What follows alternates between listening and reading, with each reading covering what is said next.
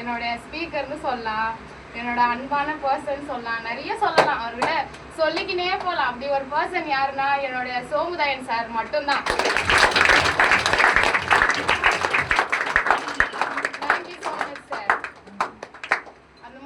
Jayalakshmi ma'am, நான் வந்து ஸ்டார்டிங்ல எனக்கு பிடிச்ச பர்சன்னா அவங்க மட்டும்தான்.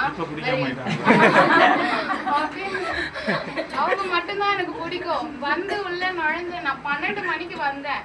ஆனா அந்த 12 மணிக்குமே ரெஜிஸ்ட்ரேஷன் பண்ணி என்னை சிரிச்ச முகத்தோட தான் அனுப்புனாங்க. நான் என்ன பண்ணேன், என்ன இது பண்ணேன் அப்படிலாம் எதுவும் கேட்கல. வந்தோடனே சாப்பிட்டியா அப்படின்னு கேட்டாங்க.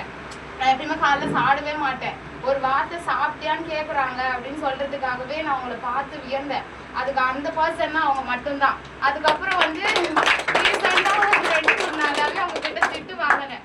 அது நான் பண்ண தப்பா கூட எனக்கு தெரியும். நான் பண்ணதுதான், யாரும் பார்க்காம நான் மட்டும் வந்தது என்னோட தப்பு தான் மேம். என்னை மடிச்சுட்டு எதுவும் பண்ண மாட்டேன். அவங்களுக்கு ரொம்ப ரொம்ப நன்றி சொல்லிக்கிறேன். ஆரோக்கிய சசிகுமார் சார் எனக்கு ரொம்ப ரொம்ப பிடிக்கும். அவங்க அடிக்கடிக்கு ஐ லவ் யூ சொல்லுவாங்க.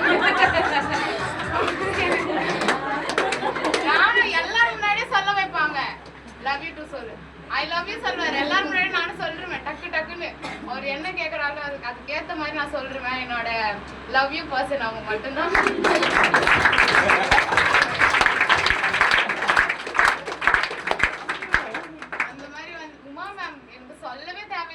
அவங்க எனக்கு அக்கா, அம்மா, அப்பா எல்லாமே அவங்க தான்.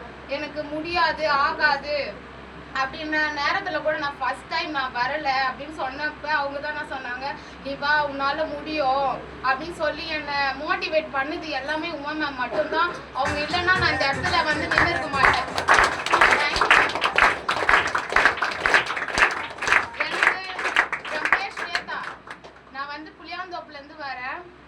நான் மீனாட்சி காலேஜில் செகண்ட் இயர் நாளைக்கு போகிறேன். என்னோட அப்ளைனர் யாருன்னா என்னுடைய பிரியதர்ஷினி மேம் மட்டும்தான். அவங்க அந்த வாய்ப்பு தரலைன்னா நான் இந்த இடத்துக்கு வந்திருக்க முடியாது. இந்த ஃபியூச்சர் இந்தியான்றது ஒன்று எனக்கு தெரிஞ்சிருக்காது. அன்னைக்கு மெசேஜ் பண்ணி அவங்க சொன்னதால மட்டும்தான் நான் இந்த இடத்துக்கே வந்திருக்கிறேன். அவங்க மட்டும் இல்லைன்னா நான் இங்கே இல்லை. அதே போல் என்னோட அப்ளைனர், லீடர், ட்ரைனர் எல்லாமே சொல்லலாம். அப்படிப்பட்ட ஒரு பர்சன் யாருன்னா என்னோட பாக்கியலட்சுமி மேம். அவங்க எனக்கு ரொம்ப ரொம்ப பிடிக்கும். எந்த டைம் ஆனாலுமே நாங்கள் 1 மணி 2 மணி அப்படிலாம் பார்க்க மாட்டோம். எந்த டைம் ஆனாலும் எங்களுக்கு ஒன்று வேணும்னா அதை அடையிறதுக்காக நாங்கள் எந்த டைம் பார்க்காம அதை அடையணும் அப்படின்னு சொல்லிட்டு நாங்கள் 2 பேருமே, நான் டவுனாக இருந்தால் கூட அவங்க எனக்கு தான் மோட்டிவேஷன் கொடுப்பாங்க. உன்னால முடியும்டி, நீ டவுன் ஆகாத, அவங்கள நம்ம முடிக்கணும் அப்படின்னு சொல்லி ஒரு வார்த்தை எப்போ பார்த்தாலும் பாசிட்டிவா சொல்லினே இருப்பாங்க. அவங்க சோகமா இருந்தா எனக்கு ரொம்ப கஷ்டமா இருக்கும். எனக்கு வந்து யாருன்னா கஷ்டப்பட்டா எனக்கு பிடிக்காது, அழுதாலும் பிடிக்காது. அவங்கள சிரிக்க வச்சுனே இருக்கணும் எப்பவுமே அப்படின்னு சொல்லிட்டு நான் அவங்கள சிரிக்க வைப்பேன். அந்த மாதிரி தான் அவங்க எனக்கு ரொம்ப ரொம்ப ரொம்ப ஸ்பெஷல். அப்புறம் வந்து ரிதீஷ் சார் சொல்லவே தேவையில்லை. அவர் எப்போ பார்த்தா நான் டாம் அண்ட் ஜெர்ரி மாதிரி தான் நாங்கள் 2 பேருமே அடிக்கடிக்கு முட்டிக்கினே இருக்கோம். யாருன்னா எதனா பேசினே இருக்க நல்லா சீண்டுவார். நான் அப்படி பண்றேன் அப்படி சொல்லிட்டு இல்லைன்னே இருப்பார். வேற சார் எனக்கு ரொம்ப பிடிக்கும். வந்த முதல் நாளே என்கிட்ட அவங்களோட பர்சனல் விஷயத்தெல்லாம் என்கிட்ட ஷேர் பண்ணாரு. நான் உங்களை எங்கேயோ பார்த்த மாதிரி இருக்கு சார் அப்படின்னு நான் சொன்னேன் சார்கிட்ட. அப்புறம் சார் கூட ரொம்ப நல்ல சார் தான், நல்லா பேசுவாங்க. அவங்க பேச்சு அடிச்சுக்கிறதுக்கு ஆளே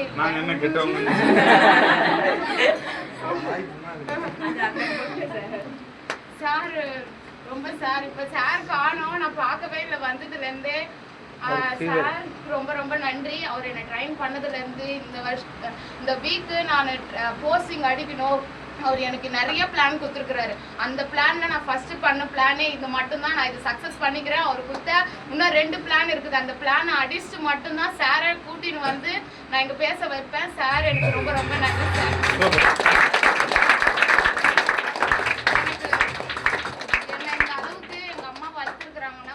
எனக்கு அப்பா கிடையாது. எங்க அப்பா 5 வயசுலயே என்னை விட்டு போயிட்டாங்க. எங்க பாப்பா சின்ன குழந்தை 1 வயசுல இருந்து எங்க அம்மா தனியா தான் எங்க 2 பேருமே வளர்த்தாங்க. 14 வருஷமா எங்களை யாருமே இல்லாம வளர்த்தாங்க. எங்க ஆயா, எங்க தாத்தா, எங்க 3 மாமா மட்டும்தான், எங்க சித்தி. இவங்க இல்லைன்னா நான் இங்க வந்திருக்கவே மாட்டேன்.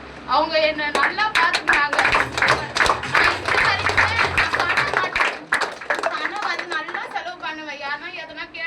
உடனே வாங்கி கொடுத்துடணும் அந்த அளவுக்கு எங்க சித்தியும் சரி. நான் கேட்கறப்பெல்லாம் பண்ண அனுப்புவாங்க. யாருமே இல்லைன்னு ஒரு வார்த்தை சொல்ல மாட்டாங்க. அவங்க எங்க அம்மா வந்து ஒரு விஷயம் என்னன்னா, என் பிள்ளைங்கள நான் நல்லா பாத்துக்கணும், யார்கிட்டயும் போகாம. எங்க அம்மாவுக்கு ஒரு பேரே இருக்குது ஊர்ல. எங்க அப்பா வந்த இடத்துல எங்க அப்பா விட்டு போனாலும் எங்க அம்மாக்குன்னு தனியா பேரை உருவாக்கி தான் எங்க அம்மா எங்க 2 பேரும் நல்ல நிலைமையில வளர்த்து வச்சிருக்கிறாங்க. அவங்க பேரை காப்பாற்றணும், அதுக்காக மட்டும்தான் என்னோட கோலே. என்னன்னா எங்க அம்மாவுக்கு அந்த புலிக்குட்டி படத்துல வந்து ஒரு சரடு அவங்க வைஃப் போட்டிருப்பாங்க, அந்த சரடை வாங்கி கொடுத்து எங்க அம்மாவை நான் இந்த ஸ்டேஜ்ல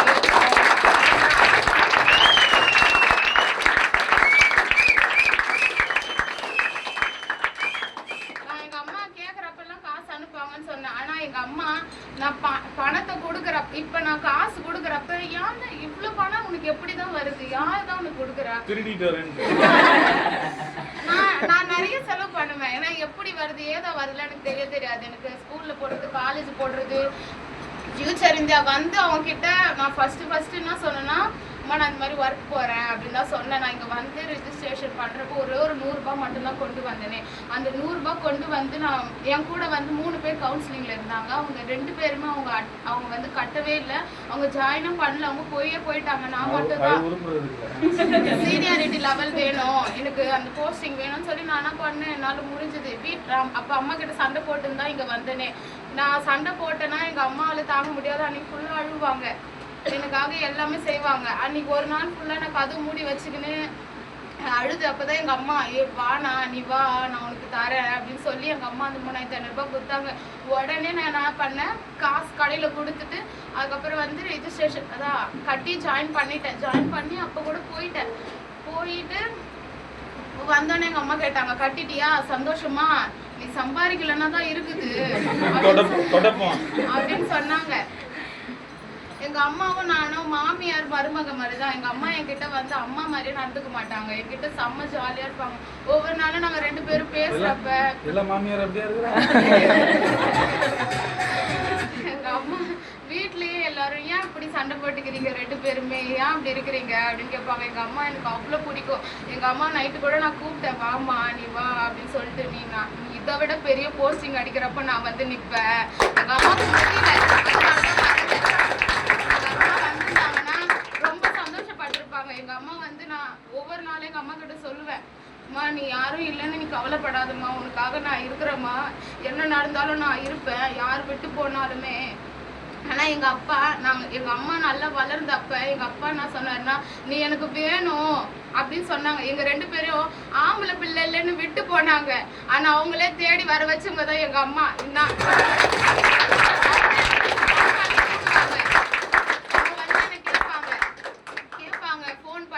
இந்த மாதிரி அனுப்பிவிடு, அவர் மாசத்துக்கு 60,000 சம்பாதிக்கிறாரு ஒரு மாசமே. அவர் வந்து கூப்பிடுவாரு, வா என்கிட்ட பேசு, அப்படி இப்படி நிறைய பேசுவாங்க.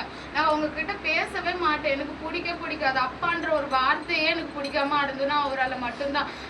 எங்க சித்தப்பாங்கெல்லாம் சொல்லுவாங்க, என்ன அப்பான்னு கூப்பிடு அப்படின்னு சொல்லிட்டு எனக்கு அழுகியா வரும். எனக்கு அப்பான்னு நான் யாருமே சொல்லவே மாட்டேன்.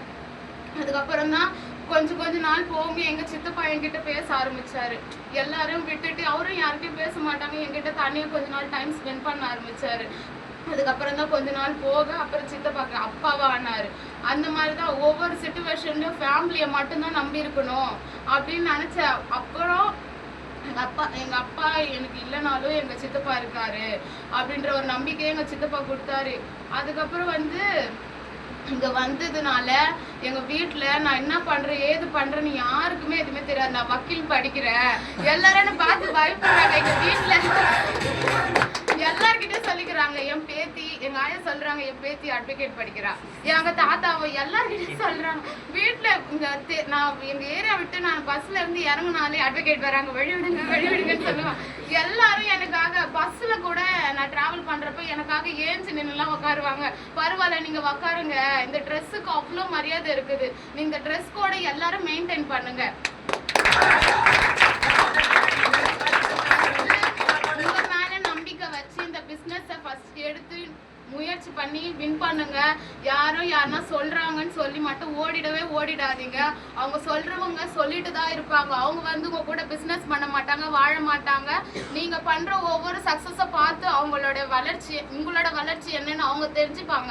அவங்களுக்கு கொடுக்குற ஒவ்வொரு அடியுமே செருப்படியா மட்டும்தான் இருக்கணும்.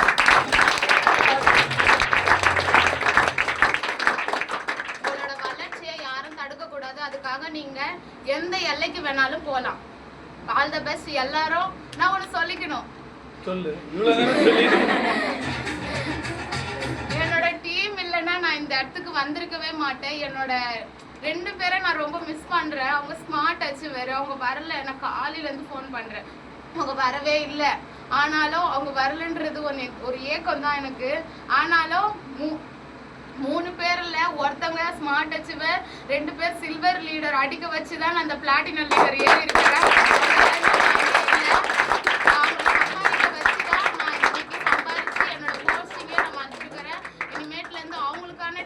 செட் பண்ணி அவங்களும் சம்பாரிச்சு நிறைய டீமை க்ரோத் பண்ணணும். ஆல் தி பெஸ்ட் எல்லாருக்கும். எப்பவுமே அந்த பொண்ணு சிரிச்சு தான் நான் பார்த்துருக்கேன். பட் அந்த பொண்ணுக்குள்ள இவ்வளோ பேக்ரவுண்ட் இருக்கும் அப்படிங்கிறது எனக்கு தெரியாது. நான் டீப்பாக பேசுறது கிடையாது. பட் இன்னைக்கு யார் என்ன சொன்னாலும் கண்டிப்பாக என்னால் பண்ண முடியும் அப்படின்னு சொல்லி இன்னைக்கு பண்ணிட்டு இருக்காங்கல்ல, அதுவே பெரிய விஷயம். கூடிய விரைவில் கோல்டு மேனேஜர் போஸ்டிங் அடிக்கணும்னு சொல்லி நல்ல ஒரு பாராட்டு.